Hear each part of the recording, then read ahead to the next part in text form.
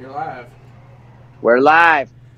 Welcome, everybody. I cannot tell you how excited I am, guys. You are watching the Tightline Outdoors live show. I'm Nate Zelinsky, your host. Guys, this entire show is dedicated to education and hopefully making everyone out there a more successful angler through that education, guys. This entire show, everything you're watching is brought to you by Bass Pro Shops. Could not do without them. So number one, thank you so much to Bass Pro Shops for providing this platform, let alone the fact that we hijacked their page and letting us go live from their page. So huge thanks to them. Guys, you also could be watching from Bass Pro Shops in Denver, as well as Tightline Outdoors. And we also have a special guest lineup, as we do every single week, Mr. Chase Parsons. And it's also kind of rare that a major pro like this lets us hijack their Facebook page and take over their page. So huge thanks to everybody that likes the Chase Parsons page for letting us go live on that page as well. So we are very excited about it, guys. Again, if you're new to this is the Tightline Outdoors live show. Everything is dedicated to education, answering your questions, getting you more involved, and again, hopefully making you a more successful angler. Obviously, the light's a little weird. I am actually traveling right now. This time of year is crazy. There are so many bites to be had, so many things going on. I just landed this a couple days ago from the St. Paul Ice Show, which was an incredible show. We're going to talk about that here in just a second. Now we're bouncing around. We're doing a bunch of stuff at different various Bass Pro Shops as they launch off their ice season. And again, just taking advantage of a lot of bites. So a lot going on, but make sure you stay tuned always to the Tightline Outdoors page, as we will keep you informed on everything that's happening. And Chase is going to keep us informed on the next bite. So a lot of stuff going on. But guys, you're going to have a great show tonight. Again, we're joined by Mr. Chase Parsons. Got a lot of stuff going on. Mr. Will Dykes is going to be joining us. So guys, again, a lot of stuff going on. But real quick, I got to talk about the St. Paul Ice Show. Obviously, we have viewers listening from everywhere in the country. I'd say half of our viewers are probably looking at an ice fishing situation right about now. Half of our viewers are open water. So again, we're going to see both of those options, but most of the techniques and things we talk about are going to be valued both open water and ice. So again, hopefully that's happening. If you, the listener, have questions, you want more ice, more open water, comment. That's the joy of this show. Everything is about you. You, the listener, you, the person participating. So just type into your comments. Want to hear more open water? Want to hear more ice? Ask those questions. Everything is evolved around you. So again, this is your show. So comment what you want to hear, what you want to see. Comment your question. And more importantly, we all have that buddy that struggles at fishing, right? We all have the guy that can't catch a fish, and maybe he's grumpy about it, maybe he's eager to learn. Tag him in this. So in the comments below, tag your friends, share this with your feed. Again, hopefully making everybody more successful. So every time you go out, you don't have to spend as much time helping out your buddies. So bring them into this conversation. I think you'll enjoy it. Now, we've been talking in the last couple weeks, even saw the last feed, talking about shallow water walleyes. We had Gary Parsons on, and we were talking about shallow water fishing. Again, whether it's open water or ice, the situation of shallow water fishing always comes up. Sometimes you find the most aggressive fish shallow, and sometimes you find the biggest fish shallow. But regardless, it's a topic that keeps coming up. Now, I spent most of my weekend in the clam booth at the St. Paul Ice Show, obviously the largest ice fishing show in the continental U.S., and one of the big things we want to talk about was the popularity of what they call their Stealth Series shelter. So this is a trap-style fishing shelter, basically an ice fishing shack that you're going to sit on the ice. And they have, 30-something lines of shelters available to the public through Clam. I mean, they literally cater to all walks of life. No matter what style of angler you are, they have a shelter for you. But this year's, some of the most popular shelters was the Voyager Stealth as well as the Kenai Pro Stealth, guys. And the concept behind this, it's a 900 denier shelter, so it's a very well insulated thermal shelter, but it's all black. Black on the inside, black on the outside. Now, you're seeing a big popularity amongst shelters of going gray on the inside or a lighter color, so there's a lot of light on the inside of the shelter. The concept there is so you, the angler, can see. But the problem is you have a hard time looking down the hole and seeing into the water. There is such a trend of shallow water fishermen that are seeking bigger fish or more aggressive fish that Clam's catering to the angler and making an all-black shelter for sight fishing and or spear fishing. Now, again, it's just awesome the fact that, number one, Clam's willing to cater to those anglers, and number two, there's that many anglers doing it. So how many of you, the viewers, are fishing shallow? How many of you through the ice or open water right now in December are fishing in less than 5 feet of water?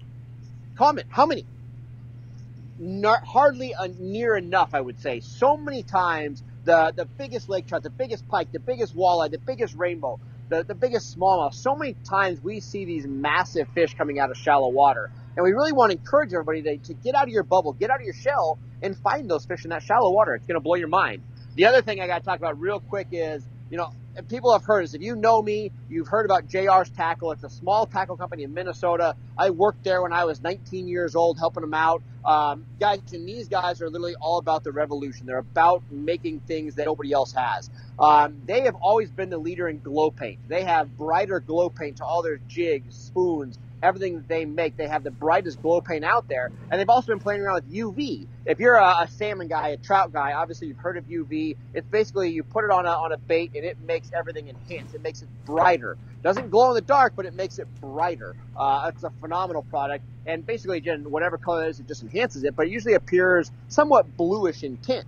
JR's has gone one step further, and they have what they call their electric red series. It is literally making UV almost glowing red, which obviously is the last color to disappear in the spectrum. It's one of the number one colors that fish seek out. So at this show, I'd say that's one of the coolest things I saw is JR's offering a spoon that has glow paint on one side and literally red UV on the other side, to where literally you're in a tight bite. You're in a bite that the pressure came, whatever, a lot of angling pressure, barometric pressure. You're in a bite where fishing is slow, fishing is tough.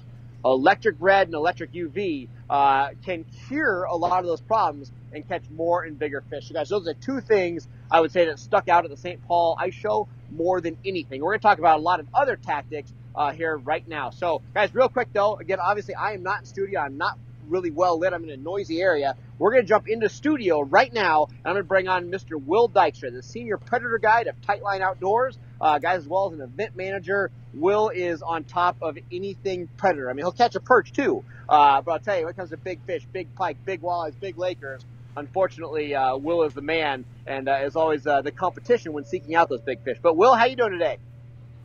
I'm doing fantastic. We're in the Tightline Live headquarters here, and we're up for a great night tonight. We're going to have Chase Parsons on, a good friend of yours.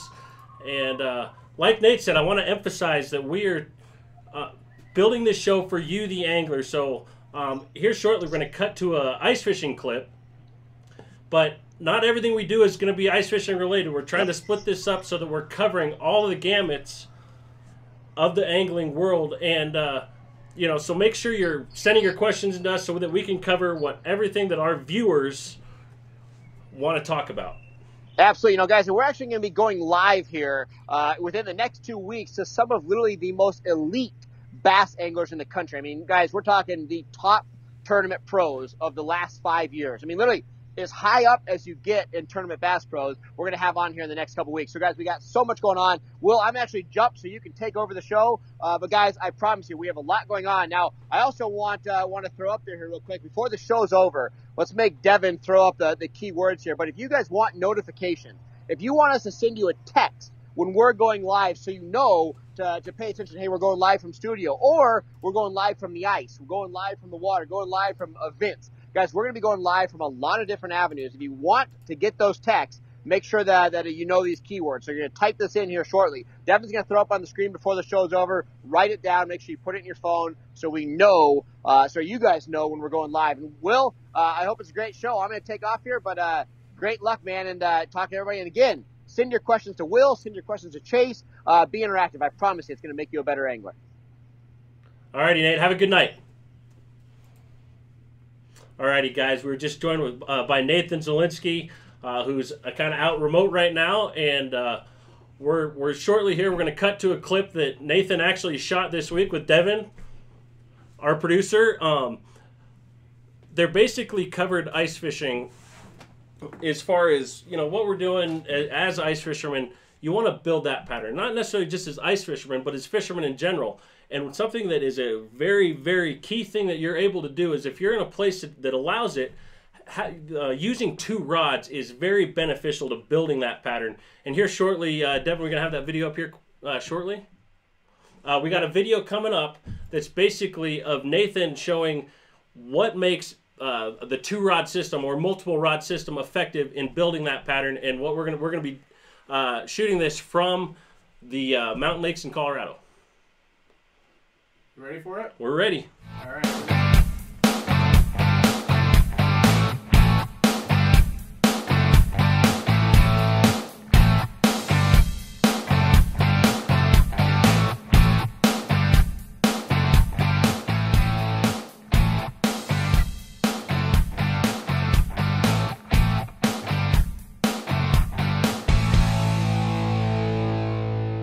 All right, now when you're actually on the ice, you're set up, you're trying to make the approach. We set up on this weed line right here. We literally have a weed line. I have maybe 8-9 inches of weeds in this hole right here. I got about 6 inches of weeds there, and the weeds really start inches on the other side of this hole. So we're in a perfect spot as these fish should be cruising back and forth in this kind of steeper wall on this weed line. Now, you see my approach here. I got 2 rods. The idea here is I am fishing a still rod and an active rod.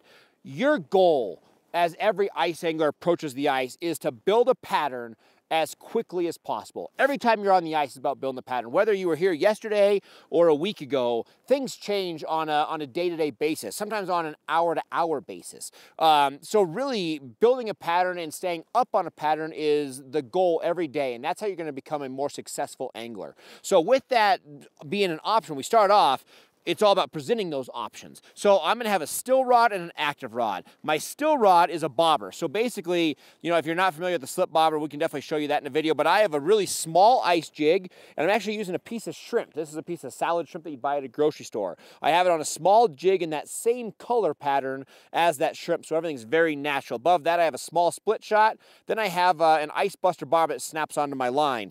Up the line here, I'm fishing in 6 feet of water. And right up here, I have a bobber stop that we can show you. And that bobber stop is actually holding my depth. So as I lower it down, that shrimp is sitting probably 4 to 6 inches off bottom, right at the level those trout should be coming on as they slide up and down that weeds. Now, we like that. The main reason we use a bobber is for a couple things. One, it allows me to really have an exact, precise depth. So this bobber is sitting, like I said, 6 inches off bottom. It's perfect. So many guys don't use a bobber, and they might have watch their rod tip, or they might have a spring bobber. The problem is everybody's got their rhythm for this, right? They hit the bottom and they go, I'm going to go a half crank up. That's not precise. You set it down, it doesn't sit right, and all of a sudden you are having a lot of variables that you can't control. As where the slip bobber, you can put that bait exactly 4 inches, 6 inches, 9 inches. You can really build that depth flawlessly. And 2, when a fish hits the slip bobber, there's no resistance. So the bobber can go down, I can pick up the rod and get ready for the take. I can let them hit it again, and they don't feel anything, just to have a more natural presence. So it's a dynamite way to fish that still rod. Now the biggest thing with this rod here, very rarely do I move it. You know, a lot of guys are always given this activity, but the concept here is this rod is still as my dead stick, this rod is active. And there's a lot of days on the ice to where the fish want a bait moving a lot, and there's a lot of days where the fish literally want the bait, you know, totally 100% still. There might be a fish looking at this right now, and if I give it a little twitch every so often, that fish might get deterred and might swim away because he wants it still. So again, you see it all the time where guys are working an active rod on one, and then they have a dead stick, but every so often they move it. I leave that one still. All my activity is on this rod, and I keep them close together. Now, a lot of times these rods will both catch fish. Sometimes just one will catch fish. The biggest thing to think about is it catching fish individually, or are they helping each other? If I'm only catching fish on my active rod, a lot of times I might be able to get rid of this rod. If I am never seeing activity on this and it's just getting in the way, it's slowing me down, feel free to lose it. But if I'm catching fish on the dead stick, a lot of times I will still continue to jig instead of putting 2 dead sticks down, because a lot of times the movement of this one is pulling the fish in, and then they're taking the still bait. And a lot of times if I remove the active rod, I won't have as many fish come in the area because they're not getting drawn to that area by the activity. So if that makes sense, if they're hitting just the active rod, sometimes I'll go with 2 active rods. That's a great option for you. Oh, there we go right there on the active rod. Just as I was wiggling it. But again, if they're hitting the active rod, maybe try 2 of them. Oh, beautiful. Look at that. A small brown trout. This little guy is active. Beautiful German brown. I mean, look at the colors. That fish just absolutely hammered it. He ate it up. There we go. You can see right there. Throw him back. All right, so again, the active rod versus still rod. the active rod. If they're hitting the active rod, stick to 2 of them. If they're hitting the still rod, I still continue to have the active rod because, again, that's going to be a drawing force to pull fish in the area, and then they'll hit that still rod. So almost any time I'm on the ice, I love to have the 2-rod approach to give the fish options. The faster I, as the angler, can build a pattern, the more successful I'll be. And we always have a rule of thumb to building pattern. 1's a fluke, 2 is a theory, and 3 is a pattern. So I want to get 3 fish on a technique, on a certain color jig, on a bait. I want to get 3 fish on something that's the same, and that's where I know I have built a pattern. I continue to continue fishing with that pattern.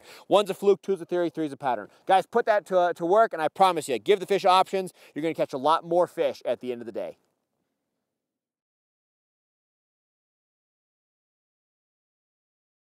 Video clip. We good? All right. Guys, you just got a chance to watch that video clip that was explaining the benefits of using 2 rods and building that pattern, you know. And that's something that, you know, transfers not just from ice fishing, you know, with the dead stick rod, but in a lot of different styles of angling. You know, for me personally as a fishing guide, I do a lot of multiple line fishing, if you will, whether it's precision trainer or planer board trolling or even carp fishing or catfish fishing, you know. Having that the benefit of being able to use 2 rods or 3 rods or having multiple people in the boat to kind of dial in that pattern is absolutely a key when you're trying to target these fish. And you know, when we're talking about ice fishing, a lot of times these fish have kind of had that break between the boating season and when the ice actually builds. So some of these fish, you know, we've kind of lost these fish. So with that said, being able to build your pattern by using multiple rods, multiple tactics, will definitely help you fishing or help you put more fish on the ice or fish in the boat. So anyhow, Devin, we got Chase coming on here. Yep, give me 1 second here. Alrighty, while Devin's getting that going, guys, remember, text the keyword Tightline to 33222 to be notified when we have guests on, when we're going live from location. You know, for example, right now we got a pretty big name in the walleye industry, Mr. Chase Parsons, that's going to be joining me here. We good? All right, you guys are on. All right, Chase, how you doing tonight? What's happening, man? Oh, let's get my headphones on real quick so I can actually hear you. There we go. What's going on? How are you? Doing well. I got my little elf on the shelf here that I have to move as soon as we're done, just so my kids don't get upset with me tomorrow morning. Right. Yeah, we're doing that in the Dykstra household right now too. And the nice thing about the elf on the shelf, it's good leverage for the kids to make sure that they're acting right and treating each other right. So. Yeah, there's no question. 2 nights ago, Bridget and I forgot to move it, and I didn't hear the end of it. So, you know, 'tis the season, I guess. Yeah, I made the same mistake as well. So, anyhow, well, Chase, so we're the purpose of this show is basically to bring as much information to the anglers. It's to be interactive and engage with anglers as to what they're doing right now. And, you know, so we're kind of at a transition time of year. In some places, there's never going to be ice. And in some places, there's ice building or there's already ice happening. So what's going on with you right now? Yeah, I mean, it's we're exactly in that transition right now up here. I live right close to Green Bay, Wisconsin. And it was only 2 weeks ago that I was finishing up with some educational tip segment stuff that we have to do late in the fall for the Next Bite TV, and still in the boat, and got rid of my boat right after that. In the last 2 weeks, it's been like 45 to 55 degrees pretty much every day up here, which, of course, when I was in the boat 2 weeks ago, it was about 25 to 30. So that's pretty typical, but all transition. I mean, right now, actually waiting for the FaceTime to come through. I'm spooling up some of my ice rods, just getting things ready. Today really is the first real cold day that we've had, but looking at the 15-day forecast, it's not going to be too long. There's going to be some ice around here, hopefully, if everything kind of stays the way they're saying. So transition mode, not much fishing. Have to go to the Milwaukee ice show this weekend for clams. So just getting ready to get out there on the ice. Right, 'tis the season. 'Tis the season. So when your ice builds, you said you're spooling up your lines right now. What's the first body of water that you're going to be hitting? It's possible as soon as next week. I'm actually going to go up on Red possibly and shoot one of our early ice shows for the next bite. That's if Dad and Keith have room for me in that one. I know they've scheduled a few guys already, but right. But I might get up there and do that with them. You know, after that, it's just going to be a matter of around here when we get ice. Obviously, northern Minnesota guys have been getting out fishing on several different bodies of water up there, but no real huge plans. Of course, like many of us walleye anglers on ice, we're all hoping that it gets cold and gets really cold for a long time so Lake Erie freezes over, because anyone who's experienced Lake Erie through the ice, through walleyes, knows exactly what I'm talking about. Something that is just absolutely insane. It's unlike anything I've ever seen. Absolutely, that's awesome. Yeah, it's we're in the same boat here. We're waiting for our ice to build on the Front Range lakes here in Colorado, but we just showed a video clip of Devin and Nate that were actually up in the mountains on some ice, chasing some brookies and some browns. So that's kind of what we got going on here. But for those of our guys that might not be our ice fishing oriented crowd, what are some fishing opportunities that you know of across the across North America, if you will, for a lot of walleye fishermen to be chasing open water walleyes? Yeah, I mean, pretty much up here right now, around this area, you can open water fish. There's open water to be had on any body of water. You know, like this area right here, you can be on the Fox River in Green Bay. I know a lot of lakes in Minnesota still open. Obviously, one of the bodies of water that I've fished real late up in the northern part of the United States this time of year is the Mississippi River. Went out with my buddy Brett King several times this time of year. When it's snowing, when the ice is even forming around the boat, and catching a lot of fish. So, you know, it's been so pleasantly nice out that there's been a ton of different bodies of water that have been open. Unfortunately, like I said, I'm boatless for for the last 2 weeks of the year, or 2 weeks here, and just haven't had the opportunity to go out and hop in with Kavaius. He still has his boat, but pretty much anywhere around here you can still definitely get on open water. But it's going to come fast. I mean, all the highs are below freezing for the next 15 days. So not too much more time left. Lake Erie, I just had one of my good buddies, Brian Down, go out there this past week. They're doing that fall brawl thing. For those of you that are familiar with Lake Erie, it's basically the biggest fish of the fall for anyone that goes out there and registers. Might have just got over. I didn't pay too much attention to it other than last week. I saw someone weighed almost like a 15-pounder in. But if you're looking for a giant walleye and you want to go fishing yet in the boat, get out to Lake Erie. I mean, they're just slaying giants and having one heck of a time catching a lot of fish and catching a lot of big fish. That's awesome. So there's still some great opportunities to catch some big walleyes, open water. We got some questions coming in. All right, so Devin, we got some questions coming in. Oh boy. Hey Chase, so when you go ice fishing on Lake Erie, where do you like to go out of? Is it Michigan side, Ohio side? Yeah, so the 2 times I've been out there, just because there hasn't been ice the last few years, so we haven't done it. But we went out to the Crane Creek area, basically just west of the islands a little bit. You know, one of the most popular areas to go out of when you're fishing out of the boat is Port Clinton area, fishing around Snake Island, basically the Bass Islands, Kelly's Island, and we're just a little bit west of that. It's maybe 15, 20 miles west of that, the 2 times I've went. And basically just fishing around the different reef complexes, focusing on just off the reef complexes in the basin. Both times I've been out there, it's definitely been basin fish. You actually almost kind of got to treat it like you do when you go open water fishing out there. Look for the pods of fish, drill a bunch of holes. But when you get on a pot of fish out there in the winter, it seems like you can just really drill one hole and catch a pile of them, and they're all big. But yeah, just a little bit to the west, typically closer to some of the river systems, you know, the Maumee down there, things like that. But same general area, going out of Ohio still. But it's a riot. And I know there's a bunch of my buddies up here, Dad, Keith, pretty much all of us have our fingers crossed that we're going to get to do that again this year. So, I guess we'll see. Awesome. So some big fish to be caught for sure at Lake Erie. Devin, do we got any more questions rolling in?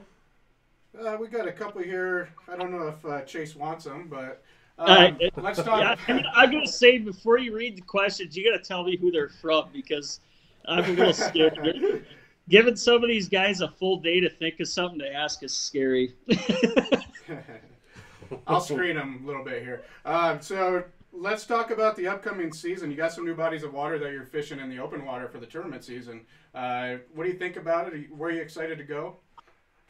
Yeah, NWT, I think overall the schedule is pretty solid. I mean, we start out at Red Wing, which, I mentioned before, Pool 4 area on the Mississippi. Got to be dead honest about it. Everyone that knows me well, probably my least favorite body of water to go to. It's just one of those things. But luckily we're going there a little bit later than we typically are. So hopefully the fish are spread out a little bit. Hopefully it allows some of us that don't get to fish there a lot the opportunity to find fish other than in 3 spots. But that'll be a fun one just because it's a different time of year than we're typically there. The one I'm really excited about actually is Saginaw Bay. Been quite a few years since I've been out there fishing. Back when I started my career 14 years ago, like PWT years, it seemed like pretty much every year we fish Saginaw Bay. So I'm very familiar with it. I know the lake very well. I know the different structures. I know how to fish it. It's just been a long time since we've been there. So that one really excites me. We have Lake of the Woods, or Devil's Lake is next then. Devil's Lake's always fun. One of those bodies of water that I'd love to go fish a tournament at every year because it just seems like you can cast cranks, you can troll lead core, you can throw shiver minnows, you can rig live bait. There's so many different ways to catch fish out there, and there's big fish out there too. So that's a great one. And then Lake of the Woods for our championship, which should be right up my alley. I mean, one of the best ways to catch them out there is trolling lead core in the basin. I love to troll lead core, probably one of my top 2 favorite ways to catch walleyes. So good schedule. Lake of the Woods and Saginaw Bay, probably the 2 that I'm looking forward to the most. Awesome. Yeah, Chase, we actually talked earlier this week, and, for the Lake of the Woods side of things, that's my favorite lake probably in the entire world, but it's for a different fish, which is musky fishing, which is probably my number 1 passion. We do. I see you dropping your head. I know that it's the M word, but we've seen you guys shoot a couple shows here and there, whether it be with big pike or muskies, even with your buddy Ty Sennett there in Wisconsin. But earlier today we showed a clip of Nathan using 2 rods. And that's a benefit, when we're talking about musky fishing. This is the only thing I'm going to talk about, I promise. But, I know you guys have shot a show where you're using a big live sucker. And we're not talking about, like, live bait rigging for walleyes. We're talking about, 2, 3, 4 pound suckers. Take it easy. But it's a different style of fishing. But, again, it's dialing in that pattern. Which, for me as a fisherman, I love to just check out all of the presentations that will put more fish in the boat. So I know you don't want to talk too much about muskies, but we did have another question come through. What's Chase Parsons' favorite body of water, and what is he going to attack it with? My favorite body of water to fish for walleyes, bar none, is Lake Oahe on the Missouri River system in South Dakota. And mainly just because it's a system that fits my eye. There's tons of structure. Every point looks the same, and there's thousands of them. So it's one of those bodies of water that I think that, not that other bodies aren't like this, but electronics become so key because you literally need to, everything looks the same out there. It's the planes and it's points that look identical. So you're literally going up and down breaks. First of all, trying to find roughly what depth these fish are sitting in. And then basically what you're doing is you're trying to find, once you find that depth, you're trying to find as many areas that look similar, which being that it's about 200 miles long, there's a lot of different water that you can do that at. And I just like it because it's huge. You can get away from the crowds, especially when you're fishing tournaments. and there's a pile of fish in it, small ones, big ones. And there's a lot of other species too, so it's just a lot of fun. But the way that I attack something like that is exactly what I said. I graph a ton. You know, with side scan now, with structure scan, the down scan stuff, even still, 2D sonar is so important when you're graphing breaks like this too, just because we're familiar with looking at it. Finding the marks before you fish. And from there, the one thing on a big body of water that I always say is one of the best ways to basically dial in a pattern is to start out trolling crankbaits. Trolling crankbaits wins a ton of walleye tournaments no matter where you are, but it's also a search technique. So when you find that depth, you can maybe troll a 1 mile stretch of shoreline and really see where those fish are potted up and where they're aggressive. Maybe there's 2 points that you catch 3 or 4 fish on, and then you go down a ways and don't catch anything. And so I like to troll crankbaits first all the time to search for the fish, and then slow things down and focus on those spots that I caught fish cranking, and see if I can catch bigger ones simply by live bait rigging, throwing a shiver minnow, pulling slow death, things like that out there. So it's more of a run and gun style of reservoir than a lot of different lakes, and it just fits my eye. I've had great luck in tournaments out there. Ironically, I live actually right out the window here from behind me. It's Green Bay's about 12 miles straight this way, and I probably know more about Lake Oahe than what I do about Green Bay, believe it or not. Well, if you got a lake that you love and you're passionate about, then no reason to fish in your backyard, I guess. Yeah, right? the ironic thing, the thing I'm looking forward to is the Bass Elites scheduled an event out there in the upcoming season too, so they'll be there for the first time. That smallmouth fishery is absolutely phenomenal. The guys can't use live bait, obviously, but I'll be honest, the last few times we've been out there, for a long time, creek chubs, rigging big creek chubs is always the way to catch a bunch of fish. And you go through so much money in creek chubs now with the smallmouth attacking them before walleyes get to them that it's almost ridiculous. So you'll go broke before you can go through all of practice and fish a tournament on creek chubs out there because the smallies destroy them. So those guys are going to have a riot out there. It's going to be a fun event to watch. It's going to be fun to see where they're fishing out there just because I'm familiar with it.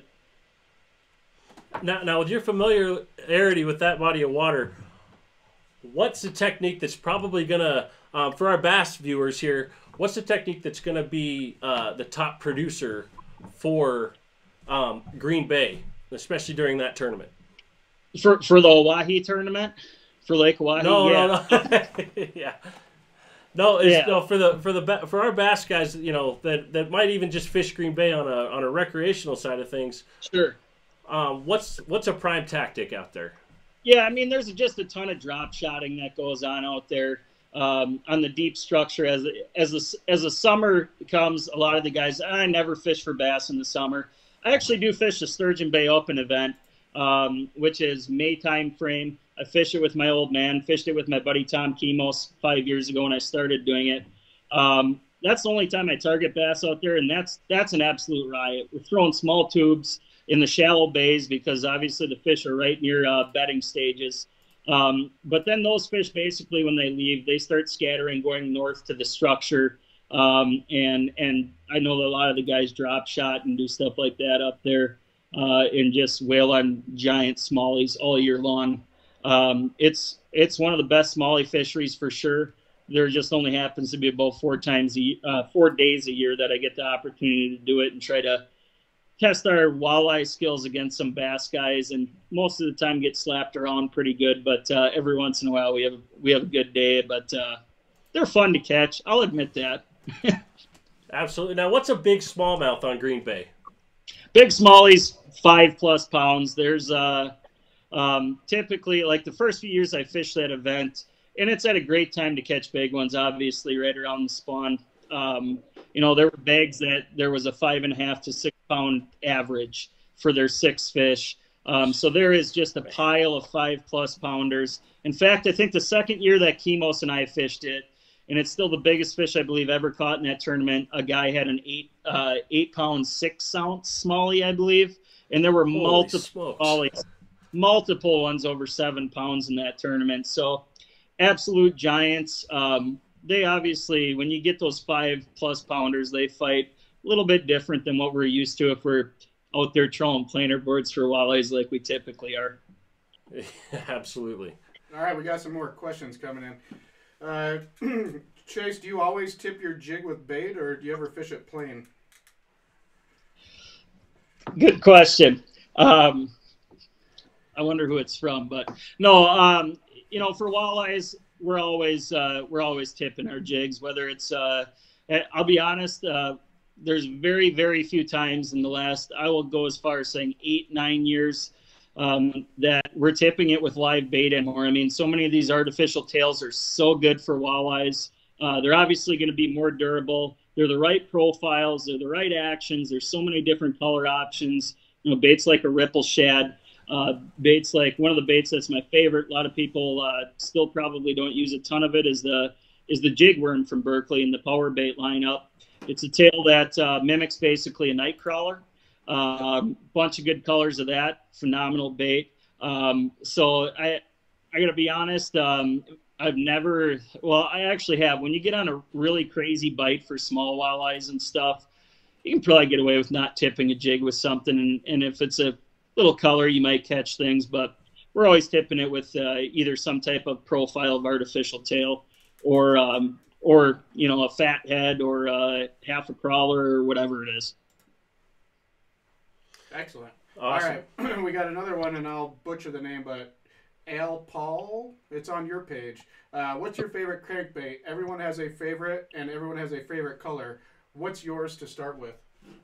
Yeah, sure. Favorite crankbait, no question, is the flicker shad from Berkley. And I'll go a little bit more in depth about that. It's actually the size number 6 flicker shads, which a lot of people probably don't have a ton of, mainly because the number 5 and number 7 came out first. The number 6 is the only flicker shad in the whole lineup that's neutrally buoyant, meaning it's suspended. So it will actually cast and dive deeper than a size number 7. A lot of people don't know that, and it's simply because of the weighting in the bait.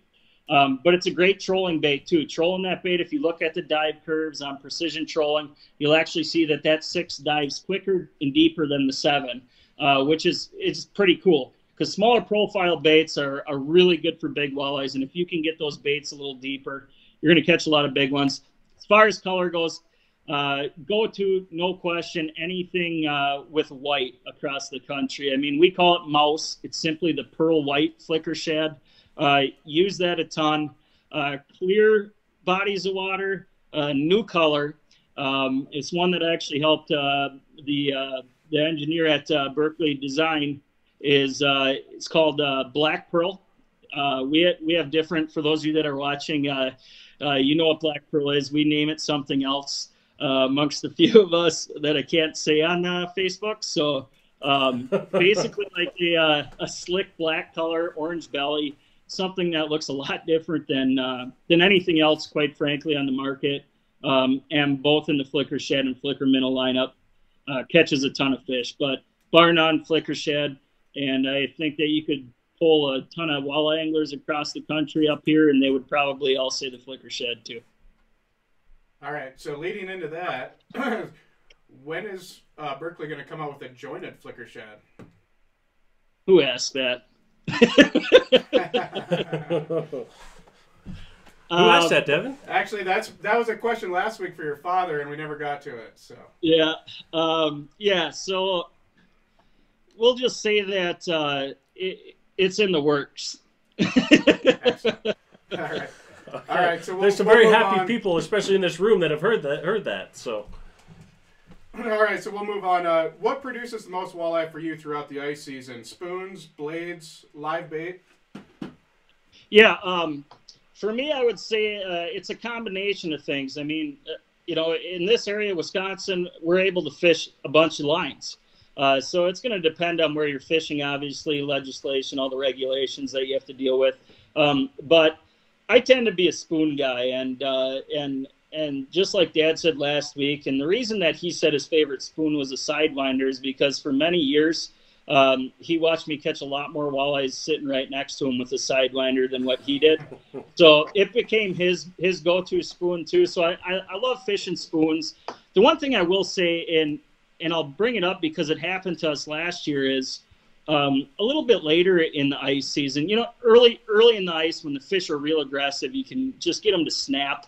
We did a show on Mille Lacs later in the season last year, and spoons just seemed to almost be too much action. One of the things that for walleyes I think a lot of anglers overlook is simply using a jig head and a minnow, like a fat head minnow or something like that. Something real subtle, something that there's not a lot of action, and almost dead sticking it, quite frankly. I mean, we were basically, we caught a few on spoons, but it seemed like if we just did a subtle 16th ounce, 8th ounce jig presentation, round head jig, with a fat head and not really moving it much, we were getting more bites. So that's something that if the bite's a little bit tough, I always like to do. But if at all possible, I'll run that exact same setup all the time on hot boxes. It's basically that setup that keeps your holes open, and we'll run like a snare rod. JT Outdoors makes a snare rod. It's like a dead stick rod, basically. And I'll run that like I would a tip-up. But the cool thing is when you get a bite on those dead rods, you run out to the hole, you pick the rod up, and you're still fighting the fish with a rod versus hand lining it in like a tip-up. So a lot of fun, but I'm definitely a spoon guy, sidewinder guy. Love those things. But many times I've seen where something more subtle, not a lot of action, produces better. All right.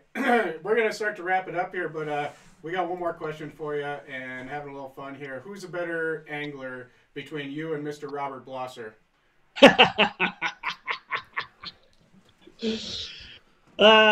Let's just say Blosser's luckier. When everyone else is catching 8-pounders, he'll catch all 8s and he'll slap into a 14. Hey, it's better to be lucky than good, right? Yeah, no, Blosser's a good stick. I don't think with his track record recently anyone could say they're better. Now, with that being said, we're both betting men, and since he's the one who asked that question, a few bucks a day, he knows I'll put a bet out. Okay. Well, we were curious because Nathan did beat Robert in a head-to-head competition the other day out of the same boat. So there's bragging rights for Nathan anyhow with Robert. So yeah, well, hopefully he takes advantage of that because if he can beat Blosser at anything, you need to let him hear about it until he has a rematch and beats you in that. Absolutely. Hey, Chase, we're going to let you go. Thank you so much for coming on with us, you guys. Chase Parsons from The Next Bite, Bass Pro Shops National Pro Staff, and easily one of the top 5 walleye anglers on the planet. So, Chase, thanks for coming on. Thanks for having me, guys. All righty. See ya. See ya. All right, guys. Well, that was Chase Parsons. Again, that's part of the reasons that we're bringing Tightline live to you is to have anglers with all of this amount of knowledge to bring to you guys, to engage with you guys, to ask questions that they can answer directly to you, the angler. And the way that you're going to find out about that is by texting the word Tightline, one word, to 33222. Again, that's 33222, and you're texting one word Tightline. So get hooked up with that, guys, and we're going to be sending you notifications of when we're on the water going live, from trade shows going live, from tournaments going live. So keep in mind that'll keep you up to date on what we're doing. And again, we're going to be doing this every Tuesday, and be looking for some. We're going to have a few bass guests coming up here in the near future that Nathan kind of got us excited about. And yeah, so we're looking forward to bringing you some more useful information that you, the angler, can ask a question to top-notch pros with guys like Chase Parsons, Gary Parsons, who we had last week. So thank you guys so much. Again, thank you, Bass Pro Shops, for letting us use their platform. Without Bass Pro Shops, this is not possible. So thank you guys, and we'll be looking forward to seeing you in the upcoming weeks.